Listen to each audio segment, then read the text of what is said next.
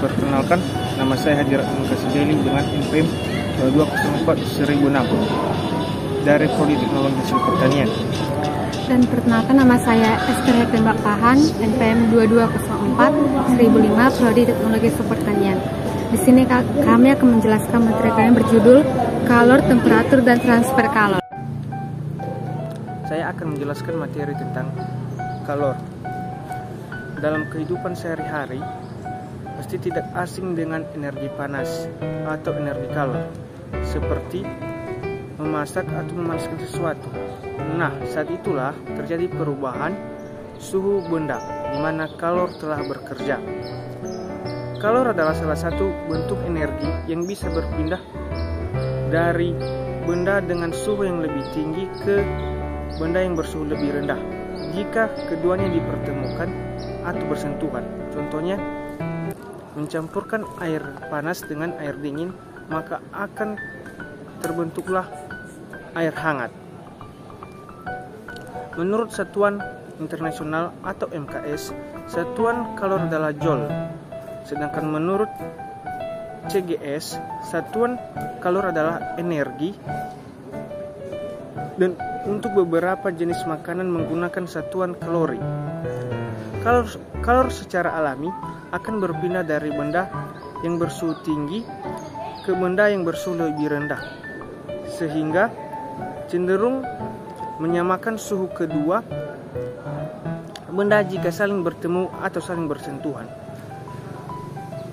Kalor juga disebut sebagai energi panas yang dimiliki oleh suatu zat yang untuk mendeteksinya perlu menggunakan alat pengukur suhu benda tersebut. Adapun jenis-jenis kalor. Kalor memiliki beberapa jenis, antara lain satu, kalor pembentukan, di mana kalor pembentukan adalah kalor yang menghasilkan atau dibutuhkan untuk membuat satu mol senyawa dalam unsur-unsurnya. Contohnya, kalor pembentukan adalah C12, O12, dan H2. 2. Kalor penguraian. Kalor penguraian adalah bentuk kalor yang dihasilkan atau dibutuhkan untuk mengurai satu mol senyawa menurut unsur-unsur yang lain. 3. Kalor pembakaran. Kalor pembakaran adalah kalor yang dapat atau diperlukan untuk membakar satu mol zat yakni atau unsur senyawanya. Kalor netralisasi, di mana kalor netralisasi adalah jenis kalor yang didapatkan atau dibutuhkan untuk membentuk satu mol H2O dari reaksi antara asam dan basa. 5. Kalor pelarutan. Kalor pelarutan adalah jenis kalor yang didapatkan atau dibutuhkan untuk melarutkan satu mol yang awalnya padat menjadi larutan.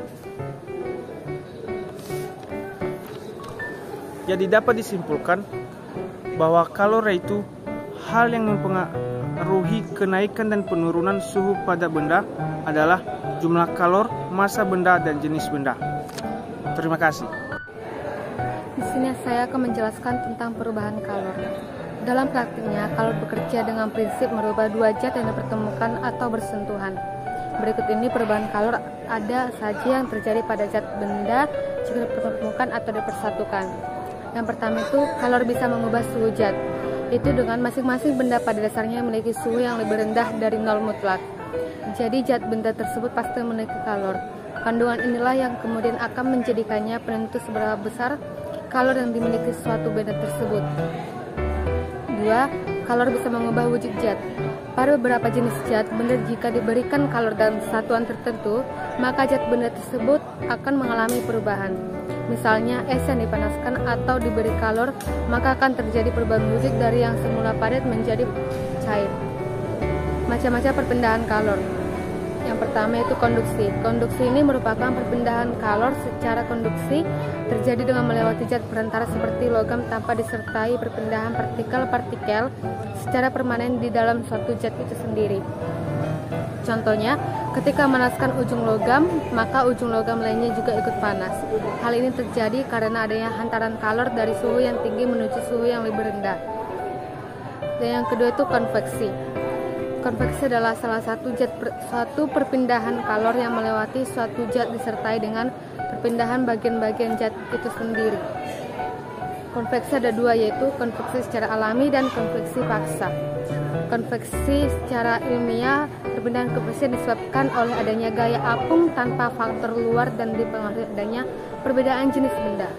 Misalnya yang terjadi pada pemanasan air, di mana massa jenis partikel air yang sudah panas akan naik menjauh dari api dan kemudian digantikan dengan partikel zat air lain yang suhunya lebih rendah. Konveksi paksa adalah perpindahan konveksi terjadi karena ada pengaruh faktor luar seperti tekanan, dan perpindahan kalor terjadi dengan cara kalor dipaksa untuk berpindah ke tempat yang dituju dengan bantuan faktor luar seperti tekanan. 3. Radiasi. Radiasi adalah perpindahan kalor yang tidak menggunakan zat perantara sama sekali. Radiasi tidak sama dengan konduksi dan konveksi dalam memindahkan kalor. Perpindahan kalor secara radiasi tidak selalu mengharuskan kedua benda untuk bertemu atau saling bersentuhan karena kalor tersebut dapat berpindah tanpa zat perantara. Itu artinya kalor akan dipancarkan ke semua arah oleh sumber panas dan kemudian mengalir ke semua arah yang bisa dituju. Misalnya terjadi pada saat Gromets membuat api unggun, maka kita akan merasakan kehangatan dari sumber api tersebut pada jarak tertentu. Gromets pasti pernah merasakan radiasi kalor saat telapak tangan terasa panas saat kita hadapkan ke bola lampu yang sedang menyala. Contoh lainnya yang paling umum adalah panas dari sinar matahari yang sampai ke bumi dan planet-planet lainnya. Kita beri satu contoh soal. Yang pertama itu sebuah benda bersuhu 5 derajat Celcius menyerap kalor sebesar 1500 Joule, kemudian suhunya menjadi 30 derajat Celcius. Berapa kapasitas kalor tersebut? Nah, pertama kita lihat diketahui itu Q sama dengan